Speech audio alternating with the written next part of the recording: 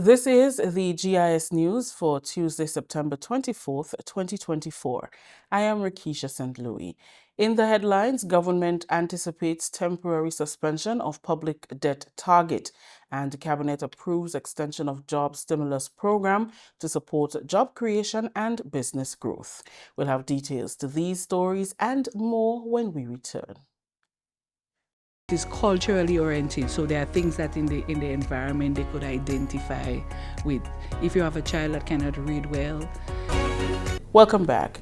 Minister for Finance Honorable Dennis Cornwall says government expects a further temporary suspension of the public debt target and the primary balance rules under the Fiscal Resilience Act as a means of supporting recovery in the aftermath of Beryl, which devastated parts of St. Patrick as well as Carriacou and Petite Martinique in early July.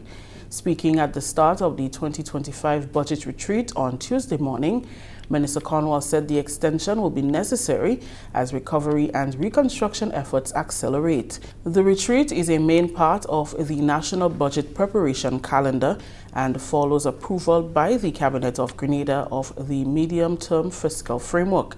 For this cycle, the framework covers the period 2025 to 2027. The 2025 budget should place a renewed focus on sectors such as renewable energy, digital innovation, and green technology, which can drive sustainable growth while creating new jobs. Agriculture, tourism, manufacturing will remain critical, but should be supported in becoming more resilient and innovative so they can thrive in the face of future challenges. The 2025 budget must reflect our steadfast commitment to protecting and enhancing our natural environment by prioritizing projects and policies to promote sustainable practice, safeguard our ecosystem, and tackle environmental challenges head-on. Ensuring environmental security is essential for the well-being of our nation and the generations that follow. While we pursue recovery and transformation, we must do so with fiscal responsibility. We will continue to seek concessional financing and international partnership to ease the financial burden of recovery. Permanent Secretary in the Ministry of Finance, Mike Sylvester, explained that the purpose of the exercise is to provide an opportunity for public sector stakeholders to engage and provide feedback on strategic directions of the 2025 budget and the next 2 forward years. He says they are now using a new budget software called Questica, a cloud-based software which replaces Excel spreadsheets and will help to improve the preparation of the budget. He says provisions are also been made to ensure maximum public participation in the face of the shortened time span as a result of Hurricane Beryl. So one of the things that we have done so far, for example, is that we have established a portal on the Ministry of Finance website where we are inviting the general public to provide input into the 2025 budget. So that is an opportunity for stakeholder consultation beyond the public sector and within the public sector as well. So many of you, if you have any comments that perhaps today you didn't get an opportunity to share, you can use that platform to really provide some input into the budget. Consultations will, of course, continue outside of the public sector, as I mentioned before, and you'll hear some of that today. If developing countries are to transition from hydrocarbon resources to renewable energy, there must be action backed by the commitment of funding from the more developed countries. That's according to Prime Minister Honorable Deacon Mitchell. Speaking at the 2024 Concordia Annual Summit in the U.S., Prime Minister Mitchell said the Caribbean, for example, have not contributed to the current global crisis, with carbon emissions of less than 1%, but continue to face the challenges of this crisis. He said when developed countries make a case for transitioning, this must be looked at in the view of the financial state of countries. So many of the countries in the South are significantly poor. Their populations are significantly poor. And so to ask them to transition at the same rate that a developed country is able to transition, obviously is not fair. And it's openly unjust. That's one. Two, the developed countries are already wealthy. And so they have the resources to actually transition faster. And therefore, given what I said, that it's a fact that we are the ones who have not contributed to the situation, It obviously means if we are talking fairness, if we are talking transparency, if we are talking accountability, it must mean that if you want the developing countries to transition, and if you don't want them to follow your example, then it means you are going to have to help fund that transition. And that's where the challenge lies. To a large extent, there's been a lot of, I will call it, and I'm quoting someone from the African continent, there's been a lot of megawatts of talk, but there hasn't been megawatts of funding. Yes, well said. Yes. So that is really what we want from COP. We won the 100 billion.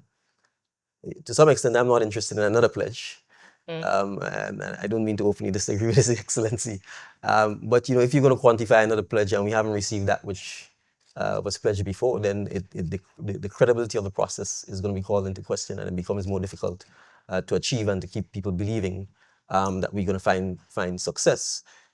Prime Minister Mitchell added that knowledge transfer and skills training are critical for an effective transition. The idea that simply transitioning from one form of energy to another is going to somehow leave you out or leave you behind is something that I think we can easily explain is a myth. So what has to happen is obviously is the skills training and the knowledge transfer and the retraining has to happen. But the reality is for the transmission and distribution purposes, it's the same skill set that you would need. It's simply the form of energy, most of the production of energy and the diversification of the energy. That is what you're dealing with. So moving from burning diesel to geothermal or to renewable or to wind or to biomass simply means, in fact, you need more jobs. You need more skilled persons. You need people with better and improved skill set. So the opportunities for more employment and for more economic activity is key. And then certainly for small island developing states, you're also looking at energy security.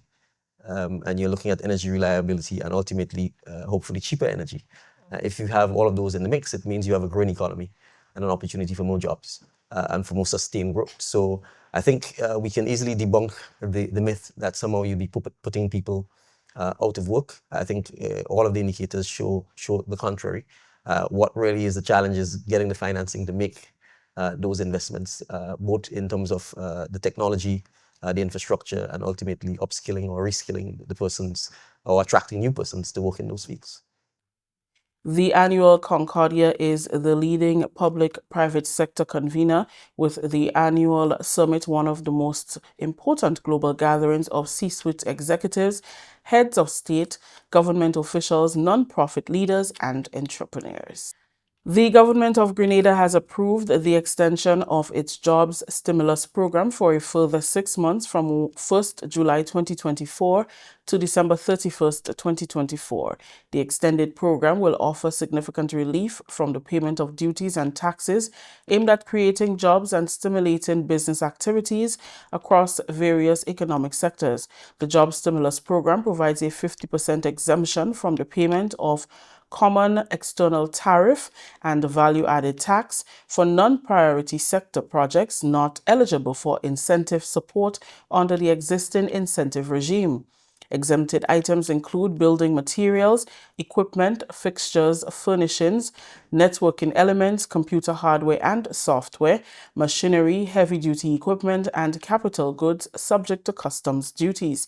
The program also extends the current micro, small, and medium enterprise concession support program in priority, non-priority sectors and student accommodations. These temporary incentives underscore the government's commitment to boosting economic growth and job creation, especially in the context of the passage of Hurricane Beryl. This is the GIS News. When we return, Grenada advances in green energy initiatives with over $60 million in funding. The Ministry of Youth and Sports wrapped up its parish-level youth parliament sessions in May and June 2024, where passionate young leaders from across Grenada boldly voiced their concerns and offered insightful recommendations on pressing issues, from capital punishment and education reform to firearm amnesty. These 2024 youth parliamentarians demonstrated sharp research, eloquent delivery, and a readiness to lead. They embodied the vibrant future of Grenada, stepping confidently into the roles of tomorrow's decision makers. The Division of Youth is getting ready for the second phase of the National Youth Parliament Program 2024, the National Youth Elections. Here are your candidates who will be campaigning to become National Youth Parliamentarians. St. Andrew Southeast, Amanda Japal George and Kevon George. St. Andrew Southwest, Zadie Barry and Cameron Sensier. St. Andrew Northeast, Emerson Calist and Kerrian Marast. St. Andrew Northwest, Derricka Samuel and Joshua Andel. St. Patrick East, Asha McEwen Sylvester, Shanida Shade. St. Patrick West, Zinzi Noel and Sean Williams. St. Mark, Kiel Cyrus, Akim Phillip and Tiwana Scott. St. John, Sashona McVean and Elon James. St. David, Antonia Kutain and Tarek Miller. St. George Northeast, Kwesi Pope and Akim Williams. St. George Northwest, Jamal Mitchell and Angela Bowen. St. George South, Giovanna Mark and Jonathan Mitchell. St. George Southeast, Symphony Lord and Vonick Lewis. And the Tongue of St. George, Ray Meyer Griffin and Melissa Julian. The National Youth Parliamentarians will be enrolled into the program for 2 years, in which they will be engaged in continuous leadership training. They will participate in regular national youth parliamentary debates. They will receive mentorship and will have access to the Division of Youth and Sports Community Support Grant Fund to assist with their various community initiatives. Young people, the countdown is on for your voices to be heard as to who you will want represent your constituency in the National Youth Parliament. Mark the date, December 5th. To vote, you must meet the following criteria. Must be between the ages of 16 to 35. Must be a Grenadian national and must submit a copy of a valid identification card or document. Registration ends November 22nd. For more information, please contact the Ministry of Youth and Sports on 440-6917 or email ascoy@youth.gov.gd.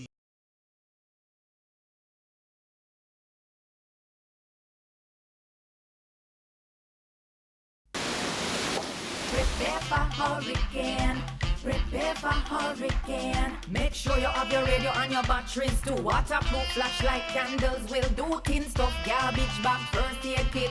Come on people, make sure you have it.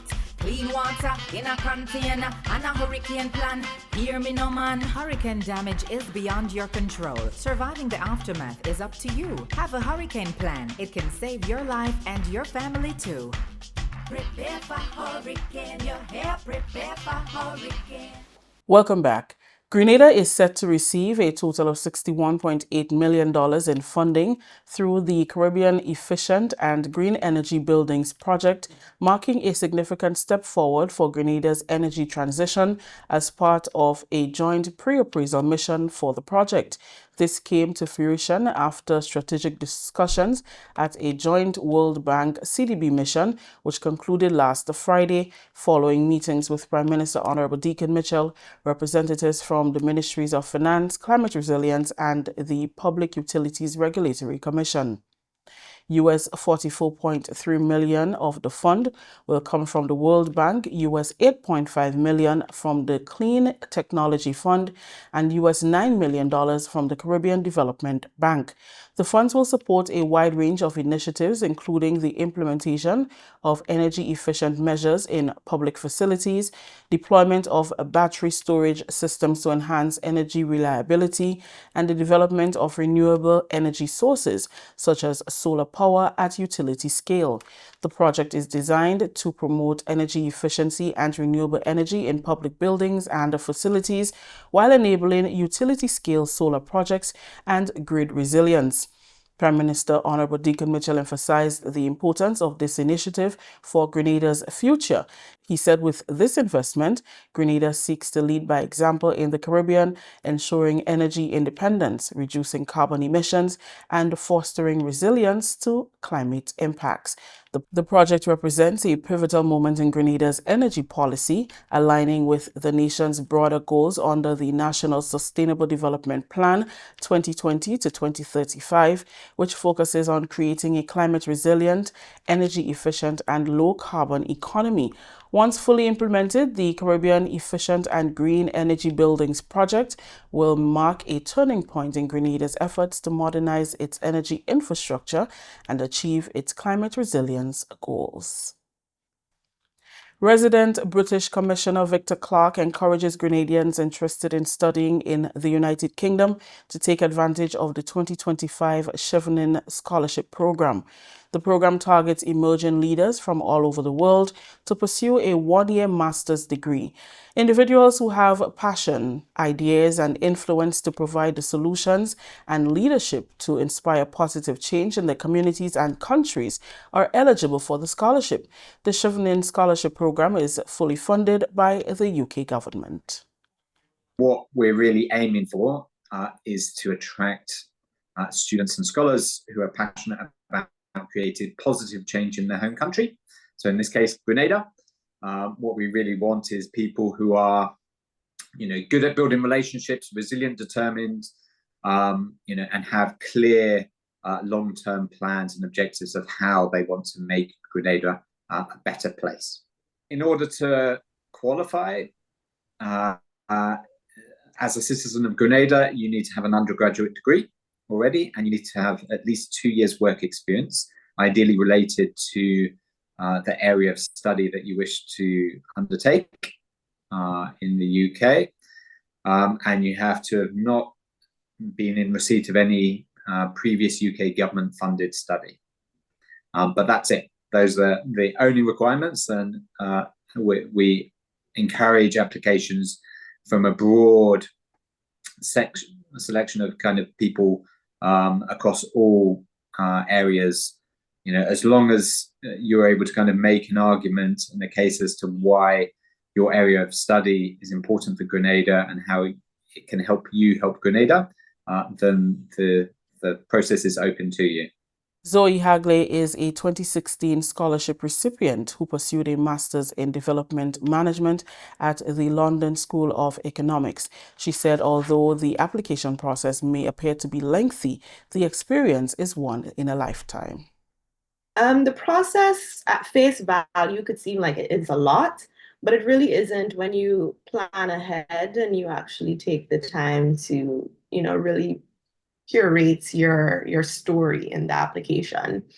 So once you meet the eligibility criteria, you go onto the portal. You have to ensure that you've already applied to 3 different schools.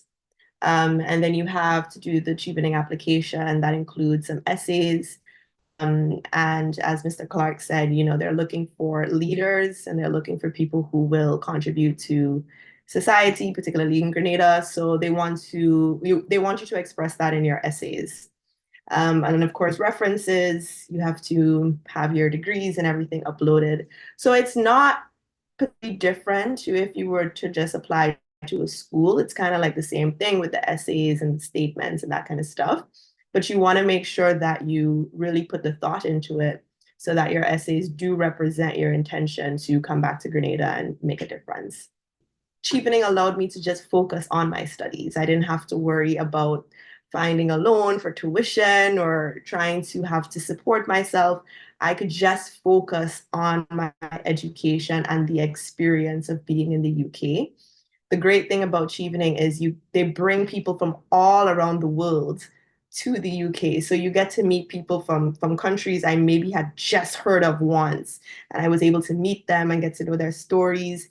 Cheapening organizes different experiences. So I went to the Shakespeare Theatre, I went to Ireland, I went all around the UK with other cheapening scholars. So I was privileged to meet friends for life. I still communicate with a lot of the cheapeners from around the world. Hagley outlined how the alumni supports scholarship recipients. If you're thinking about applying to cheapening, reach out. We can help. We can tell you straight up whether you meet the eligibility criteria or not. We can kind of tell you how to help, again, write those essays so that they truly do portray your story. And we could just walk you through the process. From start to finish, the process is about 8-ish months. So it can seem like it's a waiting game, but we're here with you and we're going to walk you through. We can help you prepare for your interview if that's something that you want, and just give you tips as well if you do receive the Chevening scholarship on living in the UK. Because if you haven't, it can be a little bit different, especially with the weather and you having to navigate buying clothes and all these different things. So we're here to help you. Commissioner Clark highlighted the significance of building networks during the period. What we're really kind of looking for is a broad sector, of the people who we think are really going to make those positive changes in Grenada in the future, right across the board. And as Zoe was saying, I think the importance of the network and that the alumni create afterwards. So both here domestically, so we engage with the alumni network and have regular events and meetups to ensure that networking is happening amongst all of the Chevening scholars here in Grenada. And they quite often work on little projects and particular initiatives together, but also the broader network across the world. So whilst they're in the UK, as Zoe said, they create friendships and network with a whole host of people in similar fields to themselves, but also outside of their own fields, right across the world. And that's incredibly powerful, I think, in enabling those future change makers to have an impact when they return. The deadline for applications is November 5th. Continuing the news, government partners with the People's Republic of China to establish the first Center of Excellence in St. Patrick. Students of McDonald College and members of the surrounding communities will have access to the center to enhance their computer and ICT abilities. The facility is equipped with IT equipment, desktop computers, laptops, hardware, software, servers, tablets, scanners, and printers. Permanent Secretary in the Ministry of ICT, Finley Jeffrey, said the establishment of the center is aligned with government's transformation agenda. He said most centers will be opened in St. Patrick with the intention to expand the program to other parishes throughout Grenada.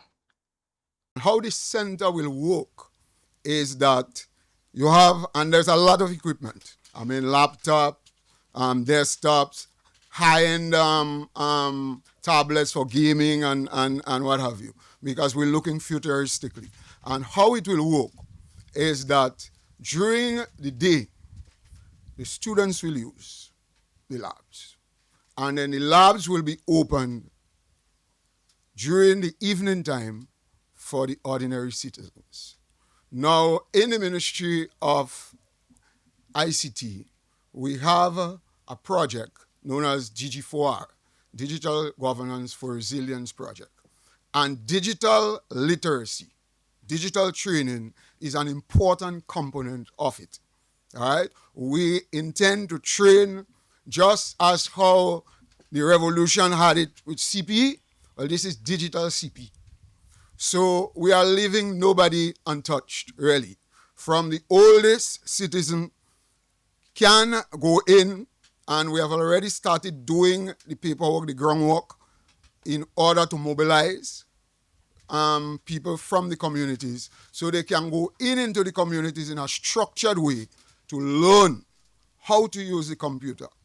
With the assistance of the Honorable Joseph Andal, there will be more of these centers which will spring up in various parts of Grenada, including St. Patrick's. As a matter of fact, I can let it clear out of the bag and say that there will be two more that will be instituted in St. Patrick's, one in the east and one other in the west.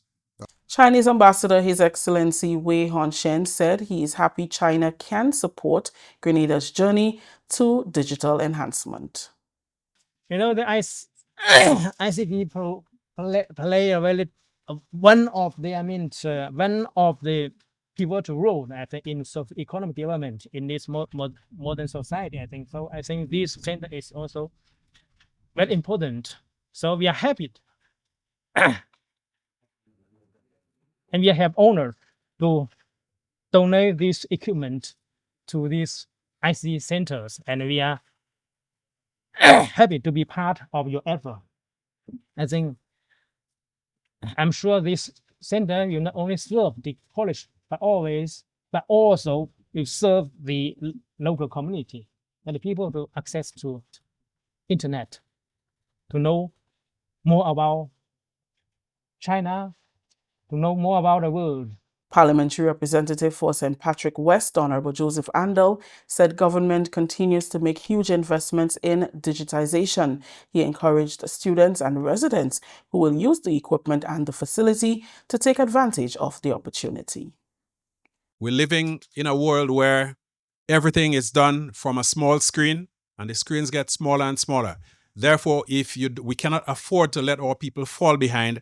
And that is why we have decided as government to invest in this ICT Center for Excellence, to which the People's Republic of China has so generously contributed.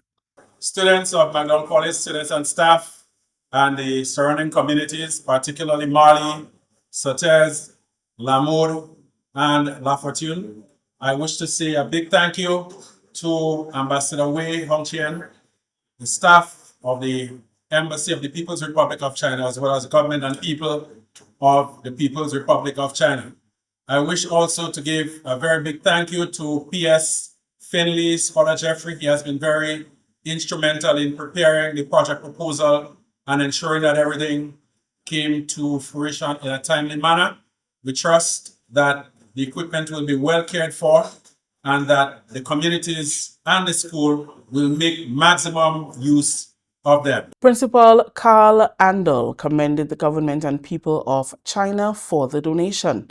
He assured that the facility will benefit students not only of McDonald College, but other institutions and the communities. I'm extremely happy because, as we all know, that the students of McDonald College will benefit as well as the surrounding communities. Rooms filled with equipment, and the only reason why they are not poured as it is because we are not sitting here we pour after Hurricane Beryl. But I'm very happy to be here in the presence of the two MPs, and Cornwall to my left and Andel to my right, as well as the new St. Patrick President, Ambassador Wei. Right, so we talk about the equipment is here, as we can see, and it's just a matter of time before we pour all the equipment and we get the program going. The GIS News will return to the break.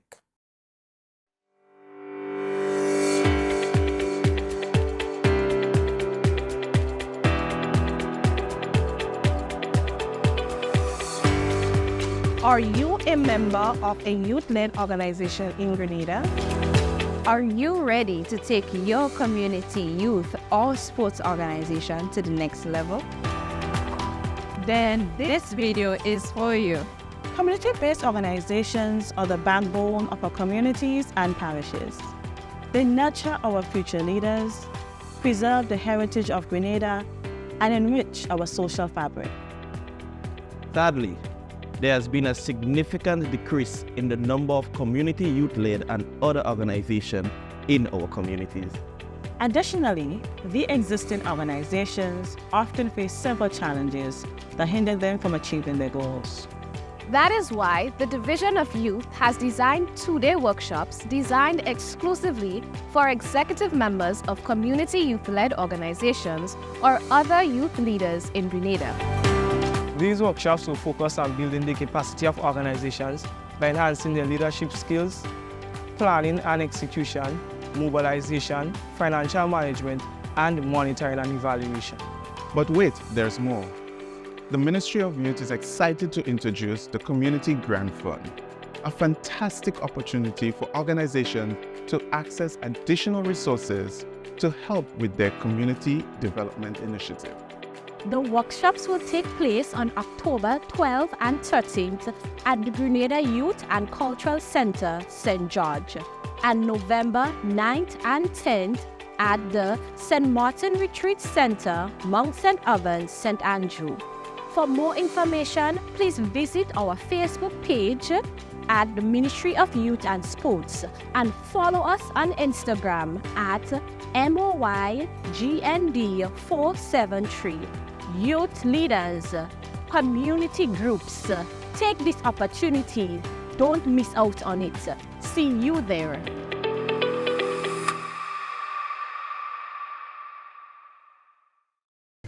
Welcome back. With an aim of improving extension services in Grenada, the Inter-American Institute for Cooperation on Agriculture in Grenada, in collaboration with the Ministry of Agriculture and the Caribbean Agricultural Productivity Activity Project Implementation Office, hosted a validation workshop on September 18th at the Kirani James Athletic Stadium. The event aimed to review findings from the Extension Services Assessment conducted in March 2024 under the CAPA project. It gathered extensionists, farmers, and key stakeholders from the agriculture sector to analyze and provide feedback on the report. The findings from the Grenada Extension Assessment Report are expected to inform efforts by the Ministry of Agriculture to enhance support services for stakeholders, driving efficiency and greater impact within the agricultural sector. Permanent Secretary in the Ministry, Isaac Bagon, welcomed the initiative as he anticipates improved extension services across the agricultural sector that is expected to benefit the nation's farmers. The assessment report indicated that extension services provided in Grenada is predominantly face-to-face interactions and workshops and demonstrations with a preference to this method over digital communication. However, interestingly, the challenges such as inadequate resources, poor organizational structure, and a shortage in human resources hamper the effectiveness of this program. In fact, the report also spoke to the perception of farmers, and I know that some 22% of the farmers who have been interviewed indicated that the services are ineffective and they would not basically use the services because basically they're not getting proper or correct information. The other issue relating to that again is farmers have indicated that they have not been seeing the extension officers, again, which is an indictment on the services that we provide, because the extension officers need to be out in the field, need to know what is happening. And Ms. St. Louis would know of the challenges that we're having currently, where we have done the assessment post-Hurricane Beryl, and the information that we're gathering is really not, in fact, we have done some initial data gathering, and some of the information that we're seeing from extension officers, we know this is not correct. So again, it therefore means that we have to use the technology and we have to be out in the field to be able to get the information to provide to the farmers. We have been doing quite a lot. But again, if our farmers and the persons that we serve do not have confidence in us, then the work that we're doing would come to naught. ICA representative for the Eastern Caribbean states, Greg Rollins, speaks of his organization's contribution towards enhanced agricultural services in Grenada. For us, this exercise is extremely important in that the work that is being done under the capital Objective 3 indeed complements work that we've been doing in Grenada over the last 2 years with the so-called Last Mile project, a project that's being implemented by ICA in collaboration with the Latin American Network for Rural Extension Services and funded by IFAD. And this project has really focused on trying to strengthen the national, Grenada National Forum of CARICOM. And we believe that there are obviously a lot of overlaps and scope for collaboration between what we've been doing under the Last Mile project and what will be done under this very important CAPA project. For us in the delegation in Grenada, the assessment exercise is extremely important from two perspectives. I think Mr. Glean would have highlighted this. The assessment will indeed identify areas where training should be focused to strengthen the extension service so it can provide better support, transfer better information to smallholders, thereby empowering them to improve their production and productivity towards increasing the goals of food security. But also, It provides a document that really identifies some of the key constraints, some of the key gaps that need to be filled if we're going to have a better and stronger extension service in Grenada. And therefore, we see the document, we see the validation exercise is important in that it helps us to fine-tune as we develop through the surveys and so on. But it also provides information that the Ministry of Agriculture can use to make adjustments, to engage in policy reforms and so on, and programmatic changes that would allow us to have a strengthened extension service, recognizing that some of the actions that have to be taken obviously cannot be taken by the project, they have to be taken by the ministry. So we see this as an important resource, an important set of information that can be used by the ministry to actually improve the extension service. Acting Chief Extension Officer Lawrence St. Louis says this aid by ICA helps to view agricultural extension services from an outside eye, which opens the door for much better service going forward. This is an extremely important project, and if it goes how I think it can go, it can really bolster and beef up the services that would be rendered by the extension division. As we said, everybody has their part to play. Through this project, it gives, at least give me the teeth, maybe, to data to go to my superiors with to say, well, this is what it is, these are the recommendations, this is how we can move. We don't have to move from 0 to 100, but let's move from 0 to 50. And then you build on what we've been doing. The event also featured contributions from ICA representative in Barbados, Alistair Glean, and Standiford Edwards of Improving Economies for Stronger Communities. This is the GIS News. When we return, we'll have the sports highlights with Ms. Leslie Ann Johnson.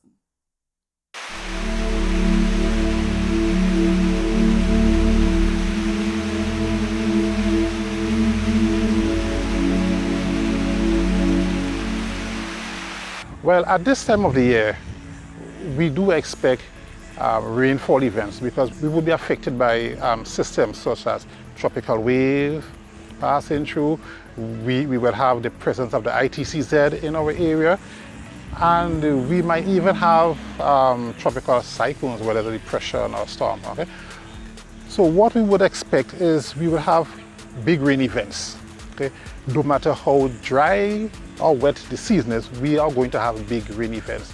So therefore it is important for every household to have some bit of water stored, because these big rain events normally put pressure on the water system. For example, we have landslides that we take away pipes. We may have heavy rainfall that would block the dams and so forth, and so your regular supply would be interrupted. So it is so important for every household to have the recommended 3 days storage of potable water in the household for such eventualities.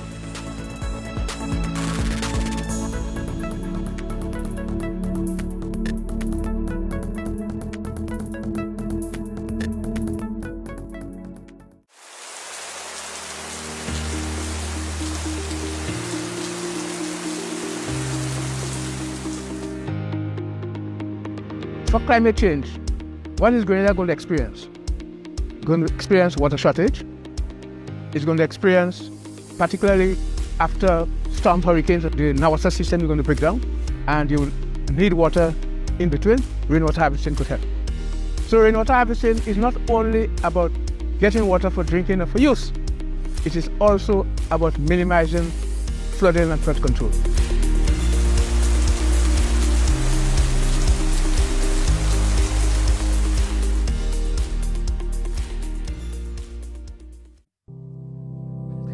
If there's one thing we know for sure, life is an unpredictable journey, full of twists and turns, but no matter where it takes you, the National Insurance Scheme is here, ready to support you every step of the way. Sickness benefits ensures that you can focus on recovery, not financial stress. Maternity allowance and grant provides essential support to start your beautiful journey of parenthood. The unemployment benefits act as a safety net, giving you peace of mind during challenging times. Employment injuries can be daunting, but NIS provides comprehensive coverage, including injury benefit, medical expenses, disablement, and death benefits. At NIS, your well-being is priority. Now, you can face challenges confidently, knowing that support is just a claim away. Contact us today to find out more about the range of benefits, or visit our website at www.nisgrenada.org. West Indies are preparing to welcome decades-long rivals England back to the region's shores in a series dubbed The Rivalry, which is set to kick off from Thursday, October 31st, 2024. Matches will be played in both T20 internationals and one-day international formats until Sunday, November 17th. WindiesCricket.com states that Antigua, Barbados and St. Lucia are the three islands chosen to host the highly anticipated matchup. Starting the action at the Sir Vivian Richards Stadium, Antigua, the home team takes on England with two one-day internationals on the 31st of October and 2nd of November at 2 p.m. and 9:30 a.m. respectively. The WindiesCricket.com report also states that both teams then travel to Barbados, where the action continues at the Kensington Oval for the third one-day international on Wednesday, 6th November at 2 p.m. The World Cup final hosts will also see the first T20 international games on Saturday 9th and Sunday 10th November, both at 4 p.m. The tour wraps up at the Darren Sammy Cricket Ground in St. Lucia with three T20 international matches on Thursday 14th, Saturday 16th and Sunday 17th November. All the matches will begin at 4 p.m. St. Lucia Kings laid down an imposing marker to the other three sides to make the 2024 Republic Bank Caribbean Premier League playoffs as they racked up 218 runs off their 20 overs and reduced the Trinbago Knight Riders to 138 for 9 to win by 80 runs and remain top of the latest standings. It could have been a heavier defeat than it was for the Knight Riders, as Kings captain Faf du Plessis and his opening partner Johnson Charles smashed the ball to all parts in Tarouba. A 145-run opening partnership saw the ball flying to the boundary multiple times. A report from WindiesCricket.com states that du Plessis made half a century of his own, and after he was out, caught on the leg side fence of Kieran Pollard, Tim Seaford hit 30 off 17 balls to get the Kings over 200. The Kings' scoring rate did slow up towards the end, with just 45 runs coming off the last 5 overs. Pollard was the pick of the Knight Riders bowlers and came to 4 admirably in the absence of Sunil Narain. 4 for 38 in the circumstances constituted excellent figures and meant his side had a chance of chasing down a still sizable target. In football, the 14th annual Wagiti Super Knockout Football Tournament will be officially launched next week. The launch will be held on Wednesday, October 2nd, 2024 at the West Conference Room Main Pavilion of the Kirani James Athletic Stadium, beginning at 10 a.m. And finally, results of the GFA Division 1 matches. The St. David's Football Club defeated Sunjets United 5-0. Shantimel SC defeated Happy Hill FC 2-1. And St. Andrews Football League SAFL defeated Springs FC 5-0. That's the GIS Evening Sports. I'm Leslie Ann Johnson. Let's recap the top stories. Government anticipates temporary suspension of public debt target, and Cabinet approves extension of job stimulus program to support job creation and business growth. On behalf of the entire news and production team, I am Rakisha St. Louis saying thank you for joining us.